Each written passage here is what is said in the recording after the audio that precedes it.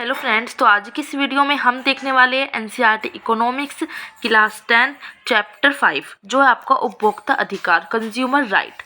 ठीक है, जो यह चैप्टर है इस चैप्टर में क्या बताया गया है, इस चैप्टर में जो कुछ घटनाएं दी गई है उसके कुछ एग्जाम्पल दिए गए हैं। अगर आप एनसीईआरटी की बुक पढ़ोगे कि कैसे वास्तविक जीवन में कि कैसे जो वास्तविक जीवन होता है उसमें कुछ उपभोक्ता जो है जैसे हम तो शोषण का शिकार हुए हैं और कैसे वैध संस्थाओं ने उनके उपभोक्ता अधिकारों की रक्षा की है। तो हम अधिकारों की रक्षा भी पढ़ेंगे और कैसे शोषण का शिकार हुए हैं इस चैप्टर में हमें ये भी देखेंगे। बहुत छोटा सा चैप्टर है, आपको एनसीईआरटी की बुक पहले रीड करनी है, उसके बाद आपको ये नोट्स देखने हैं। मैंने सिर्फ जो मेन पॉइंट है, क्योंकि इसमें जो है एनसीईआरटी का आप ये वाला चैप्टर पढ़ोगे अच्छे तरीके से, क्योंकि इस चैप्टर में कुछ घटनाएं दी गई है तो वो तो हम नहीं लिख सकते नोट्स में, क्योंकि वो जर्नल एग्जाम्पल है बस, तो उनको तो आपको पढ़ना है। एंड जस्ट जो कीवर्ड्स है वो मैंने नोट्स में लिखे हैं। जैसे हम बाजार में देखें, ठीक है, तो बाजार में जो हमारी एक हम क्या होते हैं, हम उत्पादक और उपभोक्ता दोनों रूप में होते हैं। उत्पादक के रूप में भी होते हैं हम बाजार में, उपभोक्ता के रूप में भी होते हैं। उत्पादक के रूप में कैसे होते हैं कि जो चीज़ों का उत्पादन करता है उसे कहते हैं हम उत्पादक, ठीक है। और उपभोक्ता में क्या होता है, जो वस्तुओं को उपभोग करता है, मतलब जो वस्तुओं को यूज़ करता है। तो हम कह सकते हैं बाजार में जो हमारी हम होते हैं वो उत्पादक और उपभोक्ता दोनों के रूप में होते हैं, ठीक है। और बाजार क्या है, बाजार क्या है, मार्केटिंग मीडियम है जहाँ उत्पादक होता है और उपभोक्ता मिलते हैं और क्या करते हैं, चीज़ों का आदान प्रदान करते हैं, क्योंकि कुछ चीज़ें खरीदते हैं हम और सामने वाला हमें देता है, ठीक है। अब सबसे बड़ी बात यह आती है कि जो ये उपभोक्ता होते हैं उनका शोषण होता है। कैसे होता है बाजार में उनका शोषण? अब ये शोषण किस तरह होता है कि मिलावटी वस्तुएं बेचना। अब बाजार में जो शोषण होता है वो कई तरीकों से होता है कि जैसे मिलावटी वस्तुएं बेच देते हैं, ठीक है, ग्राहक को उचित वजन से कम वजन की वस्तुएं बेच देते हैं कि वे कहते हैं नहीं ये तो इतने वजन के, और नीचे वो लगाए रखते हैं जब जो तोलने वाली मशीन होती है। अधिक दाम पर वस्तुएं बेचते हैं, एमआरपी से भी ज़्यादा बेच देते हैं। सीमित सूचना, जो प्रोडक्ट आपको दे रहे हैं उसके बारे में बहुत कम सूचना देते हैं, ठीक है। तो इन सब से क्या होता है, इन सब से जो बाजार में जो उपभोक्ता है उनका शोषण होता है। जमाखोरी से होता है, कालाबाजारी से, ये सब तरीके होते हैं शोषण करने के, किसके, उपभोक्ता के। अब जब उपभोक्ता का शोषण होता है तो बाजार में भी उपभोक्ताओं की सुरक्षा के लिए कुछ नियम, कुछ विनियम, इनकी सबकी आवश्यकता होती है, ठीक है।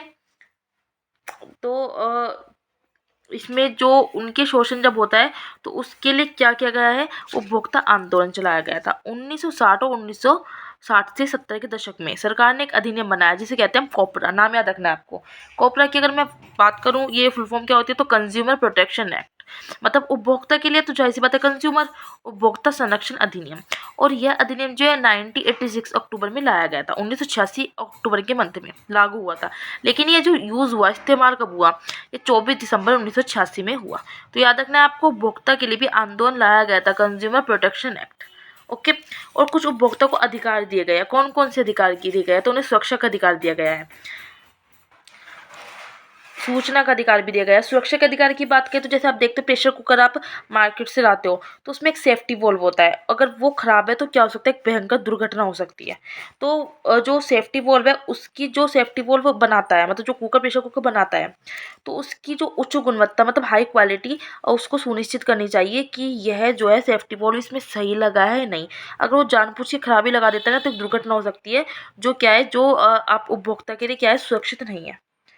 तो उचित उसकी गुणवत्ता की जानकारी करना चाहिए कि वो सही है नहीं। तो सुरक्षा का अधिकार है उपभोक्ता के पास।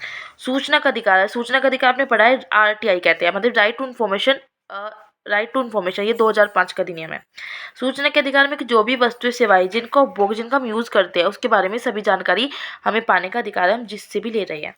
चुनने का अधिकार है कि हम कोई सी भी वस्तु ले सकते हैं, ये नहीं कि जबरदस्ती कहे नहीं आप यही वाला लो, ठीक है। क्षतिपूर्ति निवारण का अधिकार भी है। उपभोक्ता शिक्षा का भी अधिकार है, तो उपभोक्ता को ये सारे अधिकार है। अब आ जाता है हमारा उपभोक्ता सुरक्षा अधिनियम। अभी हमने क्या पढ़ा था, उपभोक्ता आंदोलन हुआ था। अब उपभोक्ता के सुरक्षण अधिनियम क्या है, तो उपभोक्ता विवाद, जब क्या होता है, कुछ लड़ाई झगड़े का निपटारा होता है। उपभोक्ता जैसे कब कोई, हम कोई चीज़ लेते हैं तो हमारी लड़ाई वगैरह हो जाती है किसी चीज़ को लेकर कि नहीं ये तो गलत है, ये तो इतनी एमआरपी पे है तो आप क्यों दे रहे हो। तो उसके लिए जिला, राज्य, राष्ट्रीय स्तर जो है एक त्रिस्तरीय न्यायिक तंत्र स्थापित किया गया है, ठीक है। और ये सब जो निपटारे आते हैं वो किसके अंदर आते हैं, वो कोपरा के अंदर आते हैं, मतलब कंज्यूमर प्रोटेक्शन एक्ट के अंदर, ठीक है। तो जो जिला, राज्य और राष्ट्रीय स्तर पर, जैसे मैंने आपको बताया, तो जिला स्तर का जो न्यायालय होता है जिसे हम जिला केंद्र भी कहते हैं, जिला केंद्र, ठीक है, वो 20 लाख तक के जो दावे करता है कोई भी, उसके मुकदमों पर विचार कर सकता है, मतलब 20 लाख तक का। अगर हम राज्य स्तर की बात करें तो जिसे हम राज्य आयोग भी कहते हैं, वो 20 लाख से 1 करोड़ तक की राष्ट्रीय स्तर की अदालत राष्ट्रीय स्तर नहीं, राज्य की बात करें तो 20 लाख से 1 करोड़ तक का देखेगा वो। अगर मैं राष्ट्रीय की बात करूँ, राष्ट्रीय स्तर की जो अदालत है मतलब राष्ट्रीय आयोग कहते हैं जिसको, वो 1 करोड़ से ऊपर के मुकदमे देखती है। ठीक है, अगर मान लो कोई भी मुकदमा मान लो जिला स्तर के न्यायालय में किसी ने खारिज किया है कि यहाँ पर मतलब अपील किया और यहाँ पे खारिज हो गया, ठीक है, मतलब खत्म कर दिया, तो उपभोक्ता जो है वो राज्य स्तर के न्यायालय में जा सकता है। अगर यहाँ पे खारिज कर दिया तो वो राष्ट्रीय स्तर के न्यायालय में अपील कर सकता है। ठीक है, और जो ये एक्ट है इसने उपभोक्ता के रूप में उपभोक्ता न्यायालय में प्रतिनिधित्व का अधिकार देकर हमें क्या बनाया, हमें समर्थ बनाया। ये एनसीईआरटी में आपके लिखा है। भारत में उपभोक्ता आंदोलन ने विभिन्न संगठनों के निर्माण में पहल की है, जिन्हें उपभोक्ता अदालत या उपभोक्ता संरक्षण परिषद के नाम से जाना जाता है। जागरूक उपभोक्ता मतलब उपभोक्ता को क्या है, अब खुद भी जागरूक होना, ये नहीं कि सारी चीज़ें सरकारी करेगी, हमें खुद भी जागरूक होना चाहिए। जागरूक कैसे होना चाहिए, हम कोई भी सामान ले रहे हैं, कितना भी ले रहे हैं, तो उसकी हमें रसीद जरूर लेनी चाहिए।